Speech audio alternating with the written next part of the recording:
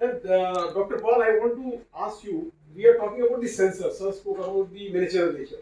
So when we talk about sensor miniaturization and integration, so they are becoming small and small. But one more thing coming, when you are having a sensor, earlier sensor was there, then backend calculations to be done, it sees something and you have to do something.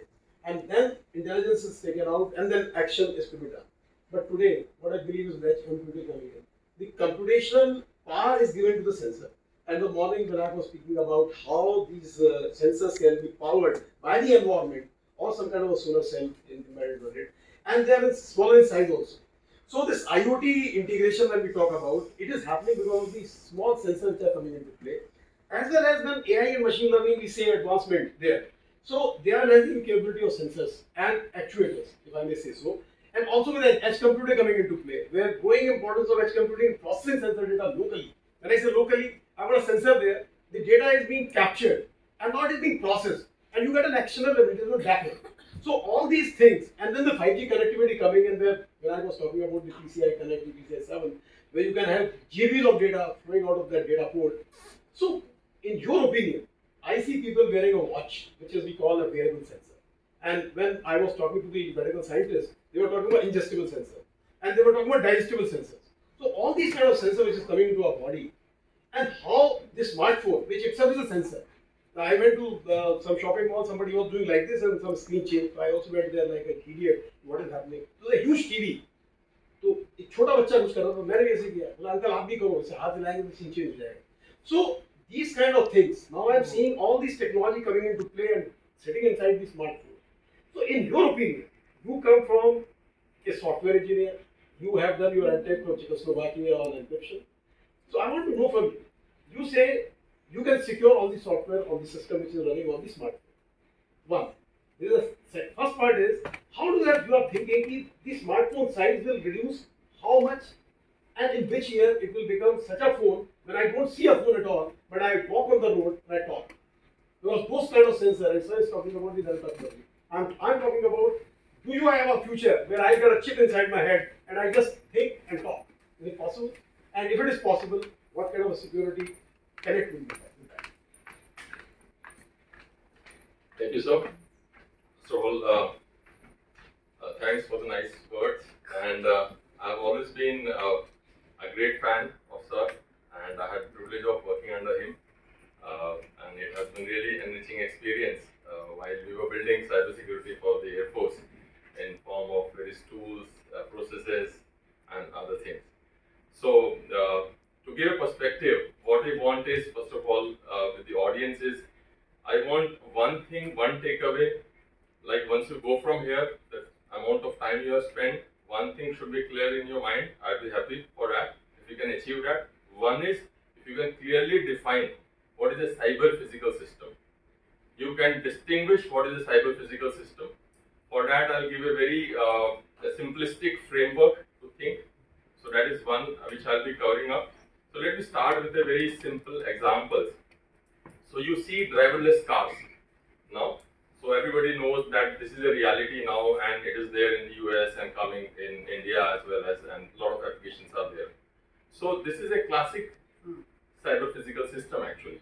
Like it has got the sensors in the sense once it is on the road, it can see the complete road, the population which is there, the cars which are there, the atmosphere, the entire thing it can scan actually all across.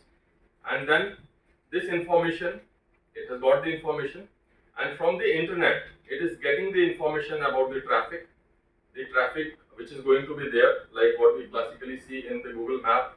And wherever is your destination, it will have those type of routings and everything, all those things, which is a reality, but everything is being done there. And once all these cars speak to each of them, they will have this information available to them.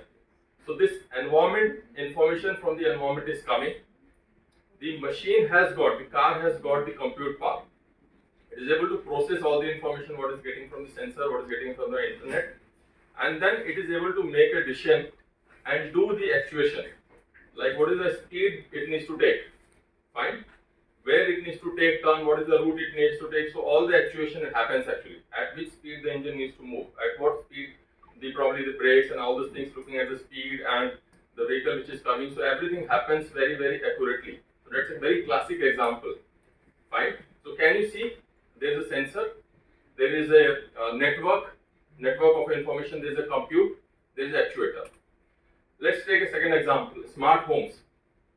Before we reach home, as of now, most of us has got this smart lighting, probably which can convert the environment lumens and the shading what we like actually.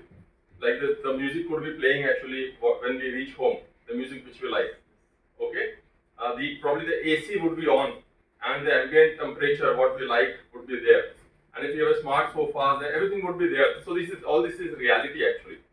And as per the system knows actually, and as per your preference, when you are likely to reach, it will be energy efficient. It is already there actually. All these things are there in this thing. It will further get integrated, and it will be a seamless experience which you will have. So this is also a classic cyber physical system. Like, what is the sensor there? The sensor is probably it will sense out first of all, looking if they are tracking me, they will know where I am. I am leaving my office. Probably this much time I will take, and then by that time, whatever is the most efficient time it requires, probably it will put on the AC, it will put on the light, it will put everything as for me, because it has sensed when I am going to reach there. It is going to actuate all this information through the internet. It has gone there. There is a compute which is available, and then it is actuating. Actuation is basically the AC is on, and whatever music is going on, all these things is actually happening at all. Right? So can you see the four core components? Next is let's take an example of drones. Drones, a lot of drone tech companies are coming, and they are covering the entire logistics problem, delivery, mobility issues. All those things are being covered. So we are incubated at IIT Delhi, and there is one company. So they are already have started the delivery of the medicines. So what they are doing is they are picking the medicines from the godown, from this warehouse, and then distributing to the places where it is required. And it is very, very efficient actually. And it's a classic example of cyber physical system. What is there? First of all, they have got this information. They have got certain deliveries to be made. Once the drone takes up, it is able to scan the entire environment through its sensors. It has got the information which is coming from the internet about the path, about the collision, about the other drones which is going the environment, and then it is able to make probably the best path so that it can avoid the collision and everything. And then the actuator is able to fly and deliver and then drop, and all those things are happening actually. So the framework I want to give is anything which has got this four element you can define as a cyber physical system. What are they? Like, it should have a sensor, it should have a compute, okay? It should have a network or internet where it can seek the information, and it should have an actuator. Fine. So anything, any dull, stupid thing which has got all these four things, you can call part of the cyber physical system. You can make complex cyber physical system. So now say this projector is there, and sir displayed a beautiful presentation, and so, but this is not smart actually, not smart enough actually. So how can we make it smart? Let's put all these four things. As of now, like sir has connected his laptop, his presentation, and then that the information was displayed. How do I make this information smart? Let's have this information, the system, probably the AI and the machine learning model and other things are there. I'm just presuming things are there. We have this model there, like who are the speakers and what topic it is there. So it will be able to fetch, like whenever survey is reaching, because there's a sensor, I'm presuming the sensor which can recognize the face. It knows the time is done when sir will be speaking, and then it actually starts the presentation part of it.